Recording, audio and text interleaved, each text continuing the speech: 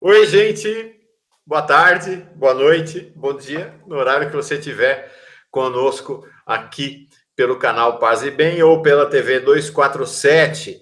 Hoje, mais um encontro. Quando eu estou falando hoje, eu estou falando que estamos fazendo essa conversa no dia 28 de maio de 2019, terça-feira, agora 4 horas da tarde, horário de Brasília. Mais uma conversa, mais um encontro com o monge beneditino Marcelo Barros, que tem sido fonte de grande inspiração para nós aqui da comunidade, do canal Paz e Bem. Marcelo Barros, alegria renovada de te ver, muito bom. Alegria minha, muito feliz de estar com você, Mauro, e com os telespectadores do TV do Paz e Bem, do canal Paz e Bem e da TV 247. Hoje nós pensamos numa conversa. Opa, peraí que eu abri um vídeo aqui do Lula, não é o Lula, nós vamos falar do Lula, mas não é ele nosso, não é o nosso falante, pelo menos hoje. Em breve, hora dessa ele vai falar aqui também no canal Paz e Bem. O que nós selecionamos para essa conversa de hoje? Acho que é um assunto bem importante, ainda mais no contexto que a gente está vivendo no Brasil, né? O contexto de um regime neofascista que cada vez mais vai mostrando as garras e seu apetite, sua vocação para um governo autoritário, para a perseguição, para o esmagamento da oposição, né? As unhas estão sendo afiadas, não nos enganemos quanto a isso. Então, hoje a conversa é uma conversa para a gente meditar um pouco sobre a caminhada daqueles e daquelas que são fiéis, que estão atentos, que fazem o caminho ao lado do povo. Dedicam sua vida para a caminhada ao lado do povo. E o mês de maio, estamos encerrando o mês de maio agora, é um mês muito marcante do ponto de vista das consequências que essas pessoas pagaram. Muitas delas, que a gente chama de mártires, que pagaram com a sua vida. Então, no mês de maio, deixa eu achar aqui, eu não sou tão bom assim para datas, mas olha, dia 10 de maio de 85 foi morto o padre Josimo Tavares, em Tocantinópolis. Dia 27 de maio, portanto ontem, há 50 anos atrás, foi o assassinato do padre Antônio Henrique Pereira Neto, no Recife, ligadíssimo a Dom Helder Câmara, e creio que Marcelo Barros vai poder nos contar a história no Recife esses dias. Essa semana está sendo uma semana muito especial, dedicada a lembrar a memória do padre Henrique. Dia 24 de maio, apenas 2 anos atrás, de 2017, o massacre de 9 homens e uma mulher em Pau d'Arco, né? Todos sem terra, todos ligados ao MST, na fazenda Santa Lúcia. O Lula não foi em maio, mas um pouquinho antes de maio, em abril. Em abril, o Lula foi preso em 1980, dia 19, e de novo, em 2018, foi feito preso político no dia 7. Abril também em 17 de abril, mas em 96, foi o massacre dos 19 sem terra em Eldorado dos Carajás. Então, é um período assim muito marcado pela memória dos profetas e mártires do povo. E aí eu começo te perguntando, Marcelo, o que é um profeta? O que é um mártir?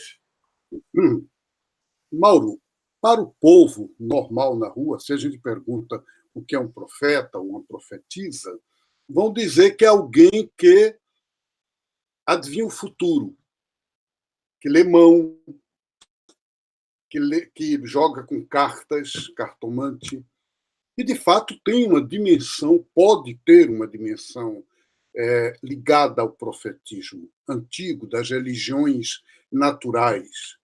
Mas para as religiões, como a Bíblia, por exemplo, as religiões bíblicas, o judaísmo, o cristianismo, profeta ou profetiza é a pessoa através de Deus nos dá uma palavra especial. E que pessoas são essas? São as pessoas que, conforme o Evangelho, entram na causa da justiça, revelam que há um projeto divino no mundo que se cumpre através da justiça, do direito, da gente estabelecer uma sociedade nova, igualitária. E aí todas as pessoas que trabalham por isso, sejam no campo da fé, sejam no campo de direitos humanos, social, políticos, mesmo que não tenham fé, mesmo que não sejam de igreja, são considerados profetas e profetisas de Deus. Agora, destes, alguns dão o testemunho da própria vida, seja porque sofreram torturas, sofreram violência, seja porque... Marcelo, só um minuto. Então, nesse sentido, é absolutamente correto, você estava falando da definição de profeta, a gente indicar o Lula como alguém com essa característica do profetismo. Exatamente, quer dizer, quantas pessoas no mundo inteiro hoje consideram Lula como alguém que no mundo representa essa causa de pensar a economia, a sociedade, a vida a partir dos setores oprimidos, marginais da sociedade. Quer dizer, o Lula poderia ser considerado um profeta da inclusão social.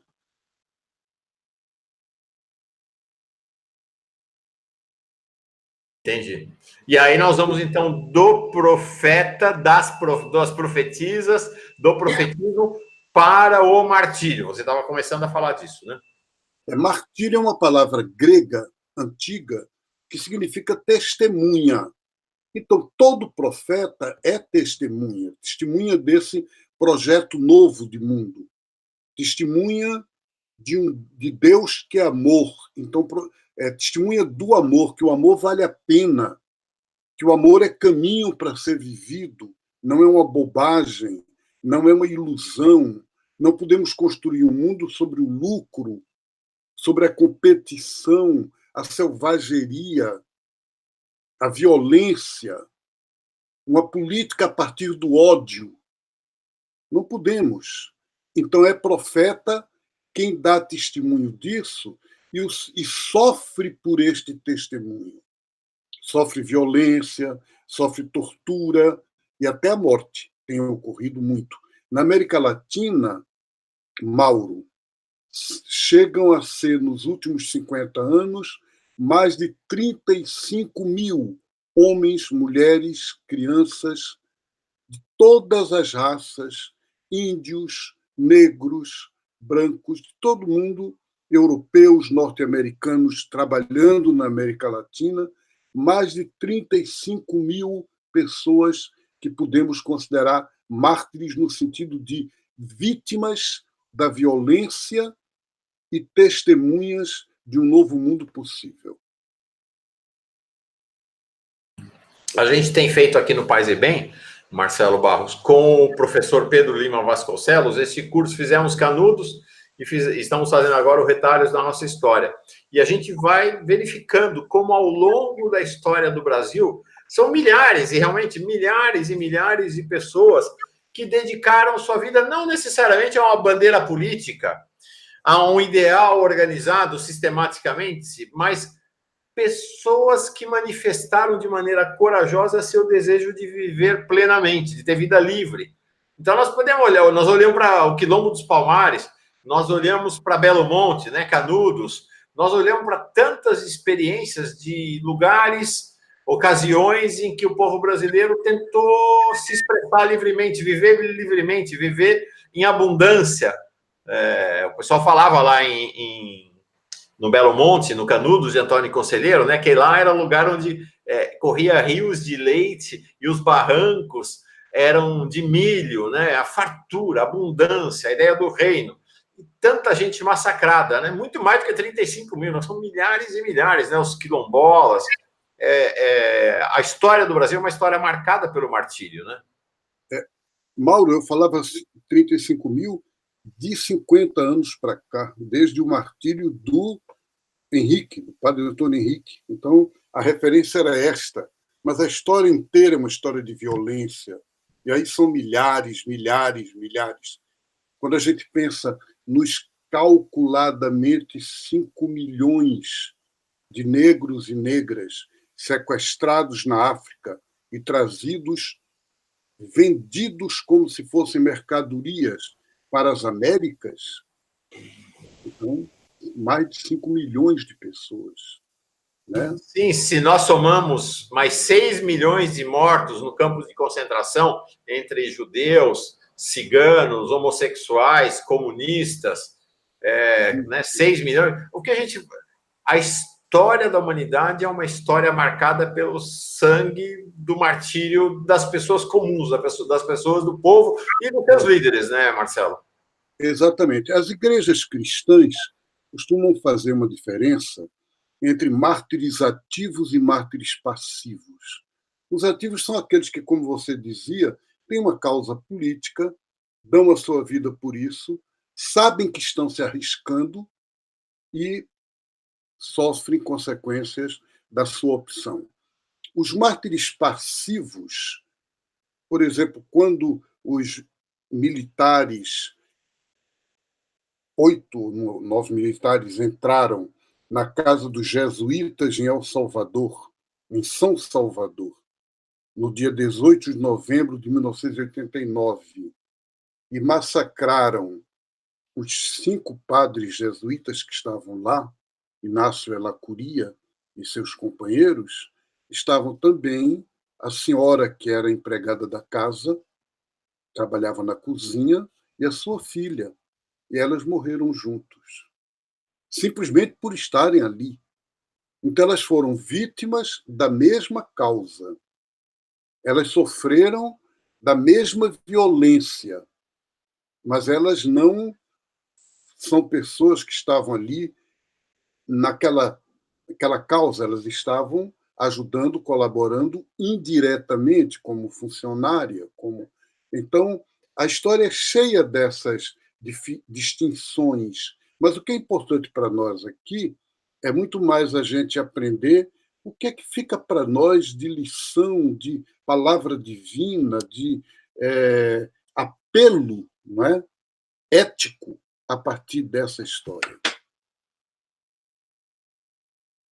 Acho que essa questão de qual é o apelo vai ser o final da nossa conversa hoje. O final da nossa conversa é exatamente qual é o apelo que faz para mim, para o Marcelo, para você que está nos assistindo. Antes disso, Marcelo Barros, mais uma vez, vou fazer um parênteses aqui, estamos conversando com o monge Marcelo Barros, a gente tem encontros praticamente semanais com ele aqui no Paz e Bem, né? Tem já uma playlist, você vai lá, tem uma playlist, monge Marcelo Barros, todos os vídeos das conversas que a gente tem mantido aqui no canal Paz e Bem. Monge Marcelo Barros é muito requisitado, né? Dá cursos, palestras no Brasil inteiro, no exterior, e para nós é uma grande alegria que ele esteja aqui. Quero aproveitar, então, convidar você que está assistindo a gente para se inscrever no canal Paz e Bem, fazer parte dessa comunidade de espiritualidade plural e de paz, e, se possível, tornar-se um assinante, uma assinante solidária. É só olhar o link que tem aqui na descrição do vídeo. Nós estamos, esta semana, né, celebrando, começou já no final de semana em Recife, Olinda, celebrando, né, de maneira particular. Tem celebração no mundo inteiro, mas de maneira mais intensa em Recife e Olinda, celebrando a memória do martírio do padre Henrique, padre Antônio Henrique Pereira Neto, que foi morto pelos militares durante a ditadura em 27 de maio de 1969. Marcelo, essa história talvez seja até pouco conhecida no resto do país. Como é que a história... Tem uma história bonita da entrega do padre Henrique, uma história dolorosíssima, não deixa de ter sua beleza, mas muito dolorosa, da morte dele, que foi vivida tão intensamente pela comunidade, né, pela igreja aí em Recife e Olinda e por Dom Helder Câmara, né? Mauro, nós vivíamos naquela época no Recife uma situação de muita tensão. Recife, capital do Nordeste, cidade muito universitária naquele tempo, mais ainda do que hoje. A repressão militar no tempo da ditadura era muito forte. No final de 1968, houve o famoso e tétrico Ato Institucional número 5, que tirava todos os direitos civis, praticamente abolia Congresso e implantava uma ditadura absoluta, uma ditadura que já vinha de 64, ficava mais forte, mais dura. E, para os estudantes, o decreto 477, que um estudante, simplesmente que fizesse qualquer ato político, que fosse considerado contra o governo, ele era caçado da escola, seja do ensino médio, seja da universidade, e sem direito a nada. Simplesmente era como se fosse afastado da vida, descartado. E Dom Helder Câmara foi no Brasil inteiro, na época, depois entraram outros, o Cardeal Armes, em São Paulo, vários outros, mas naquele momento era Dom Helder que assumiu como que uma bandeira de defesa disto, dos estudantes ameaçados, das pessoas perseguidas, refugiou na sua casa pessoas que estavam torturadas e que tinham conseguido fugir, enfim, denunciou pessoas que tinham morrido sob torturas. E o padre Antônio Henrique era um dos auxiliares mais próximos de Dom Helder. Então, por exemplo, no Recife, quando, em dezembro de 68, foi assassinado no Rio de Janeiro o estudante Edson Lima Soto, no restaurante Calabouço, no Recife, o padre Antônio Henrique fez uma missa com jovens, muitos que conheciam ele. Ele tinha estado em Recife, era a liderança da União dos Estudantes. Então, muita gente conhecia e eles celebraram uma Eucaristia na memória dele. E o padre Henrique celebrou. O presidente da União dos Estudantes no Recife, Cândido, foi preso, torturado e foi para o hospital entre a vida e a morte. E no hospital havia repressores, havia algozes que estavam querendo um momento oportuno para acabar com ele. Então, montou-se um esquema de vigilância permanente. Não podia ser no quarto, porque ele era preso político. Então, nem no quarto não se podia entrar, mas na porta, no corredor, e eles não podiam impedir isso. Eram estudantes que se revezavam. E o padre Antônio Henrique estava com eles, apoiando a eles, muitas vezes ele mesmo presente. Era um rapaz de 28 anos. Hoje em dia você encontra um padre, principalmente jovem, na rua, muitas vezes, não são todos, mas muitos, de colarinho eclesiástico, roupa de jovem de classe média. E o padre Henrique era um padre de manga de camisa, de sandália nos pés, pela rua, com jovens, especialmente dedicado à pastoral dos estudantes secundaristas, como se chamavam naquela época. Quer dizer, que faziam ensino médio, adolescentes e jovens até 21 anos, quando muito. E ele era muito ligado a Dom Helder, era do conselho da arquidiocese e amigo pessoal do arcebispo. E esse foi o crime dele. Ele não fazia nada de político além desse trabalho pastoral com jovens, mas no dia 26 de maio de 69, ele acabou uma reunião à noite com estudantes e alguns pais de juventude, saiu da casa, foi pegar um ônibus na praça, e a última imagem que alguns jovens que saíram também atrás viram do padre Henrique foi ele entrando num carro estranho, escuro, que parou, e ele entrando com alguns homens, mas ninguém viu detalhe nenhum, e inclusive pensaram ele tomou uma carona, qualquer coisa assim. Foi a última vez que foi visto. Como ele não chegou em casa, como não se comunicou, no dia seguinte de manhã nada, à tarde o corpo foi descoberto como cadáver desconhecido no necrotério do Recife. 3 balas, todo o corpo furado, torturado, apagavam cigarros acesos na pele dele e puxado pelo pescoço, enfim, não vamos contar aqui as barbaridades que ele sofreu. E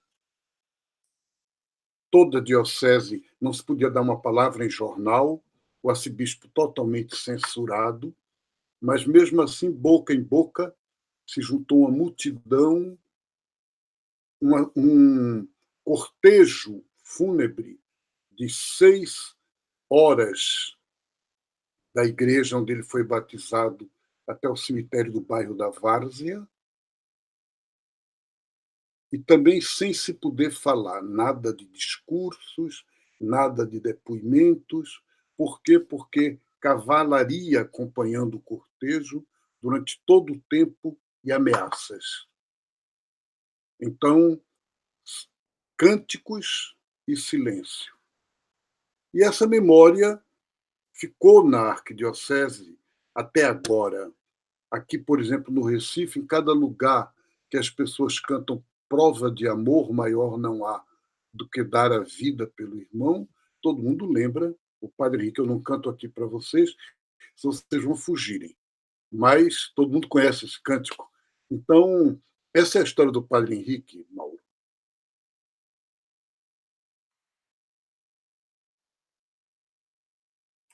Dom Helder ficou abaladíssimo, imagina. Dom Helder sofreu demais, até porque tinha consciência plena de que aquilo era dirigido a ele, de que eles mataram aquele jovem padre porque não podiam atingir o arcebispo politicamente. Né?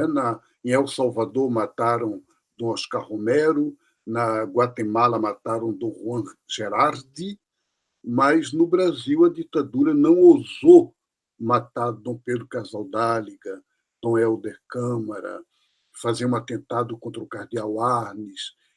Não tinha, perante o povo brasileiro, uma legitimação suficiente para isso. Então, agora, padre, eles podiam.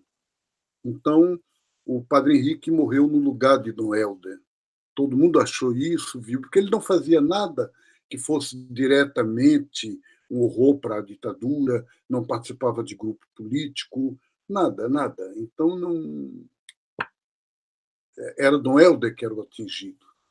Muito significativa essa história do Padre Henrique, que você nos relata, Marcelo, há 2 dias de outra grande manifestação, mobilização dos estudantes. Era com os estudantes que Padre Antônio Henrique dialogava. A vida dele era a vida da relação com os estudantes, especialmente, então, os estudantes secundaristas, que estiveram nas ruas dia 15, estiveram nas ruas antes disso e voltarão às ruas agora dia 30. E nós não temos ainda um contexto no Brasil, né? Estou falando ainda, não sabemos como é que esse processo que a gente está vivendo aqui vai evoluir. Nós não temos ainda um clima como a gente tinha na época da ditadura, então as pessoas ainda não estão sendo presas e torturadas, mas há um clima de hostilidade aberta aos estudantes promovida pelo presidente da República, né?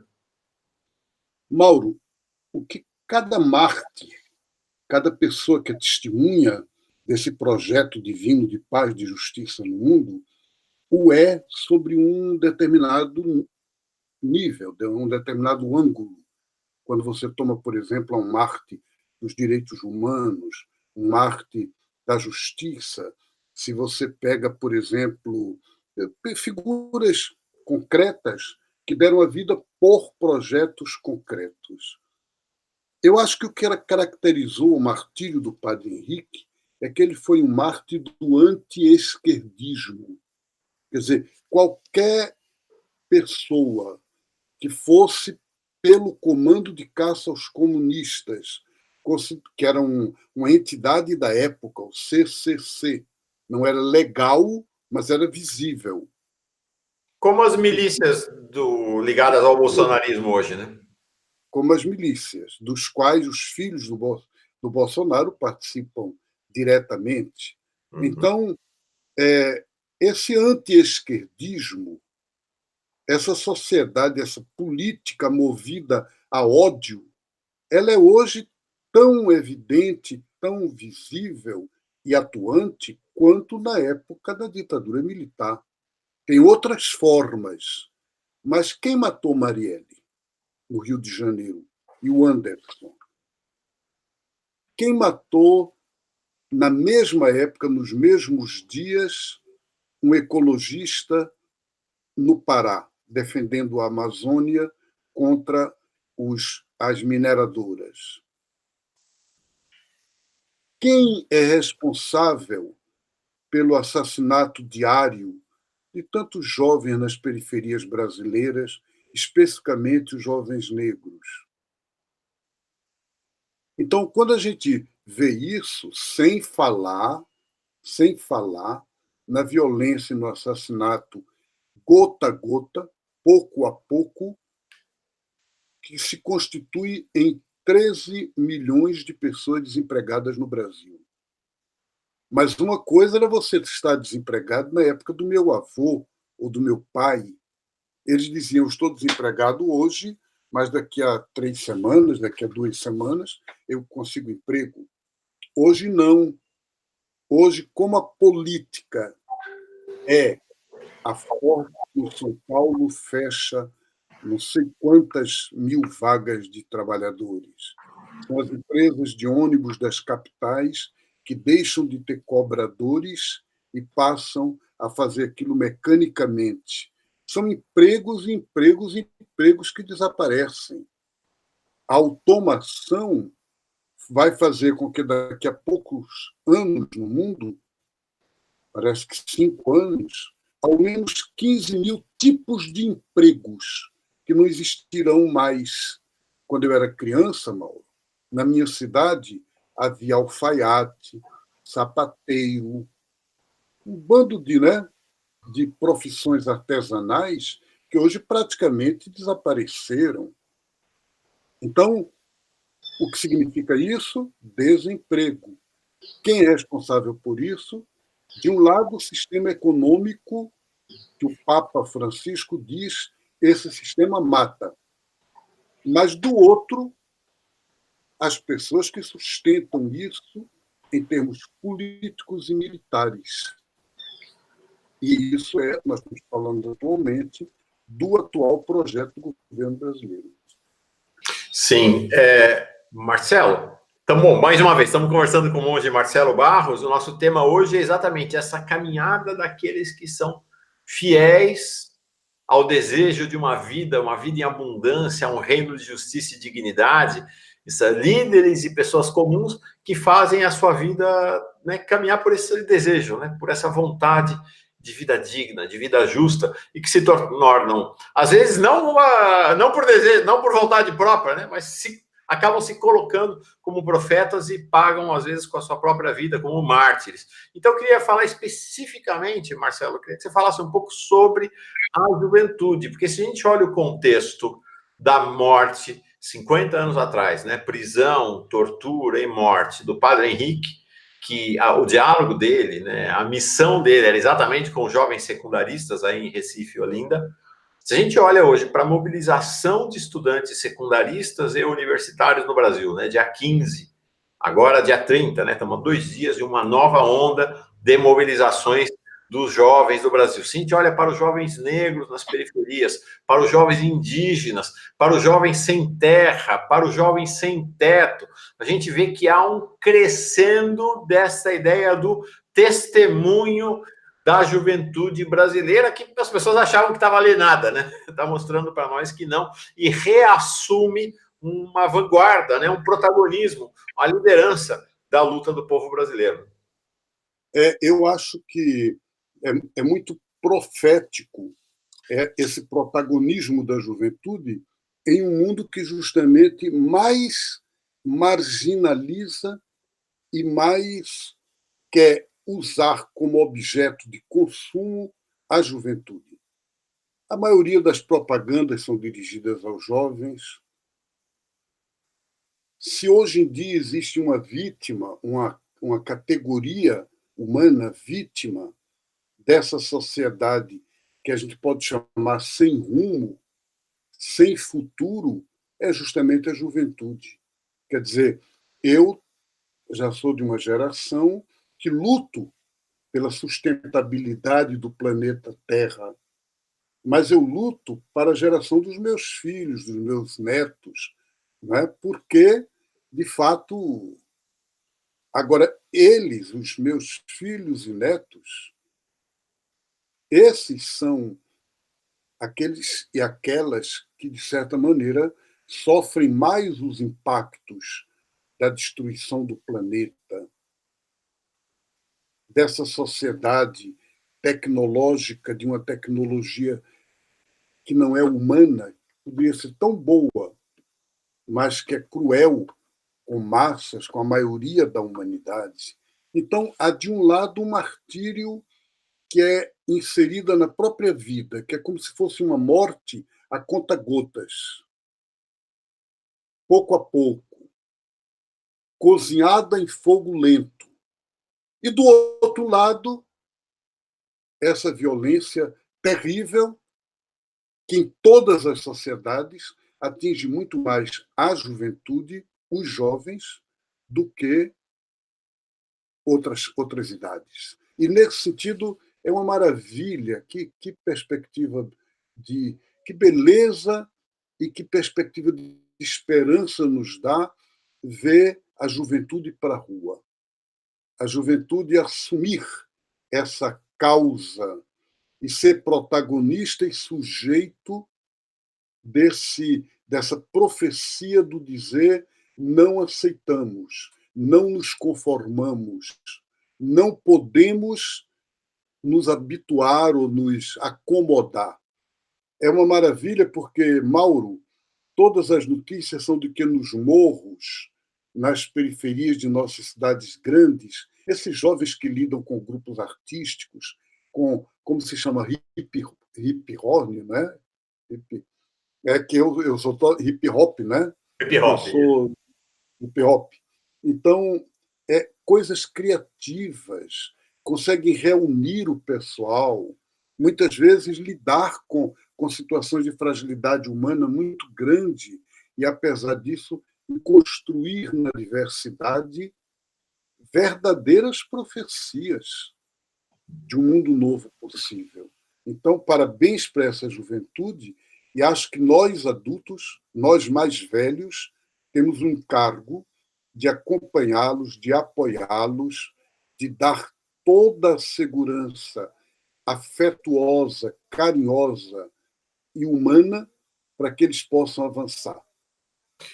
Você, no começo da nossa conversa, Marcelo, disse que o profeta, a profetisa, são aqueles que dirigem sua vida olhando para este reino, para este tempo, lugar de justiça, paz, dignidade. E que o martírio é o testemunho dessas pessoas, ou com suas palavras, ou com sua vida simples, né? Apenas vivendo esse desejo, né? Vivendo esse desejo, né? Como as comunidades quilombolas, o pessoal de Canudos, o sem terra, né? Milhões de sem terra ao longo da história no país, né? Nas periferias. Então, que vive, então, esse profetismo e que sofre, então, as consequências do poder, da raiva, do ódio e da violência, do terror mesmo, das elites que querem impedir que a profecia se realize. Minha pergunta para você, para a gente encerrar nossa conversa hoje, é a seguinte: neste momento atual, a qual profetismo, a qual martírio nós, adolescentes, jovens, adultos, velhos e velhas, homens, mulheres, gays, gente de todos os quadrantes, de todas as geografias, de todas as idades e cores aqui no Brasil, estamos convocados? A qual profetismo e martírio nós somos convocados agora? Eu penso que nós somos convocados ao profetismo do amor que não cede ao ódio. Quando, no dia 14 de maio de 2018, eu tive a possibilidade, eu diria graça de Deus, de visitar o presidente Lula na prisão dele em Curitiba. Eu fui o segundo religioso que entrou naquelas segundas-feiras que abriam-se as visitas, que agora a justiça proibiu, quer dizer, não a justiça, o judiciário, mas a, a instituição lá da prisão, a direção do presídio, proibiu. E ele não tem mais, o Lula não está com o direito de poder usufruir uma coisa que é do direito internacional, que é assistência religiosa. E então Mas naquele dia que eu fui lá, nós tivemos uma conversa pessoal de 1 hora e 15 minutos, e naquele momento, a preocupação mais indireta, mais imediata do Lula, que ele me expressou, foi como manter a indignação justa de uma pessoa que é inocente, é acusada injustamente e nem consegue se defender, e, entretanto, não deixar o coração invadir-se pelo ódio. Então, hoje, nós somos todos os dias tentados a odiar. Nós temos todos os motivos para entrar nessa mesma política do ódio.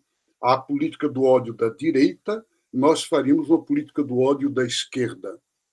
Entretanto, a profecia atual nossa é não ceder, é não aceitar, não ser como eles. Nós somos diferentes. Digo agora para os cristãos, mas sei que sou ouvido aqui e quero muito valorizar isso, irmãos e irmãs que têm religião, que não têm religião, que são de outras tradições, mas na carta do apóstolo João, na Bíblia, tem uma palavra que diz: nós somos aqueles que acreditamos no amor. Claro que quando diz somos aqueles que acreditamos no amor, está falando muito mais amplo do que só os discípulos de Jesus ou aqueles que são de igreja, né? Então, o que eu diria para você como apelo hoje, profético para a sua vida, é: você é daquelas pessoas que acreditam no amor. Então, agarre-se a isso. Não ceda. Então, uma coisa é indignação, uma coisa é o protesto justo, uma coisa é, e temos que fazer isto, mas, ao mesmo tempo, nunca permitir que o coração se envenene com o veneno que a pessoa gostaria de usar para o outro, mas que envenena a si mesmo. O ódio é isso. E aí, nesse sentido, a gente lembra uma mártir do nazismo na Alemanha, Etty Hillesum, uma moça de 28 anos, que ela escreveu no diário dela: eles podem tirar tudo de nós, menos a humanidade. Então, hoje, é essa profecia, Mauro. É a profecia de manter a humanidade. É aquilo que aí pelas ruas e pelos movimentos sociais o pessoal diz: ninguém larga a mão de ninguém. Essa é a profecia atual, me parece. Legal. Com essa palavra de profecia, ninguém larga a mão de ninguém, com esta memória de alguém que está se tornando nossa amiga aqui no canal Paz e Bem, Etty Hillesum, né? Nós conhecemos pelas mãos do Faustino Teixeira tempos atrás, agora ela está virando íntima nossa, né? A todo momento ela aparece aqui no canal Paz e Bem, suas poesias, suas orações, sua história, sua vida, seu testemunho, seu martírio. Então, com essa profecia bonita que o Marcelo Barros nos coloca, com a lembrança de Etty Hillesum, com este olhar para os jovens estudantes, para os jovens negros das periferias, das palafitas, dos cortiços, dos alagados, os jovens indígenas, os jovens sem terra, a gente encerra essa conversa hoje, dia 28 de maio, com o olho e o coração voltado para dia 30 de maio, para no dia 30 e todo dia da nossa vida sermos como o monge Marcelo Barros nos iluminou. Fontes de amor, né? Fontes de amor na vida. Te devolvo, Marcelo, para encerrar. Muito obrigado, uma grande alegria para vocês, paz e bênção, força e amor. Paz e bem, gente, estamos juntos sempre.